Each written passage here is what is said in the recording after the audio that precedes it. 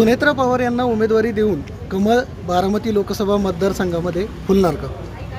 असं आहे की कमळ म्हणजे चिन्ह फुलण्याचा काही विषय नाही. आमचं जे ध्येय आहे की ज्या शरद पवार साहेबांनी महाराष्ट्राचं नुकसान केलं, लोकशाहीचा खून केला, 2019ला लोकांनी विजय केलं होतं भारतीय जनता पार्टी शिवसेनेला. आज ते स्वतःचं घर फुटल्याबद्दल आणि शिवसेना फुटल्याबद्दल लोकांपुढे सहानुभूती मिळवण्याचा प्रयत्न करतात. पण मूळ तर शिवसेनेला अख्खी शिवसेना म्हणजे आम्ही तर निम्मी फोडली, तुम्ही अख्खी शिवसेना पळून घेऊन गेलात आणि लोकांनी दिलेल्या मताचा अनादर केला. त्यातून महाराष्ट्राचं मोठं नुकसान झालं. 14 ते 19 ज्या वेगाने देवेंद्रजी या महाराष्ट्राचा विकास करत होते, अनेक पाण्याचे प्रोजेक्ट्स पूर्ण झाले, धरणं पूर्ण झाली, रस्ते पूर्ण झाले, कितीतरी नवीन योजना, मराठा आरक्षण त्या काळात मिळालं, टिकवलं.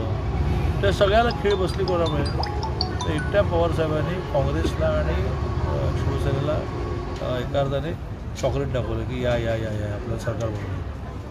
तर याचा शेवटी राजकारणामध्ये हिसाब किताब तर पुरा करावा लागतो. कॅडबरी उमेदवार ज्यावेळी पक्षात प्रवेश करतात, मतदारांना मोदी मोदी मोदी मोदी कॅडबरी थीम काय? ज्यावेळी पक्षामध्ये प्रवेश होतोय, आता नवीनच आम्ही आता बघितलं की कॅडबरी दिल्या जातात. ही कॅडबरी थीम मागचं काय कारण आहे? ही कॅडबरी हा माझा फंडा आहे.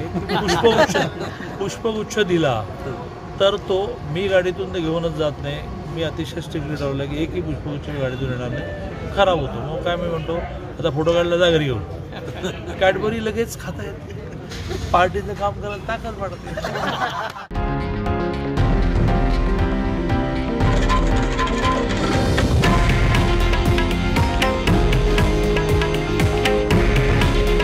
हे आहे देशातील नंबर 1 न्यूज नेटवर्क आणि आपण पाहत आहात TV9 मराठी. काळजी तुमची, हित महाराष्ट्राचं.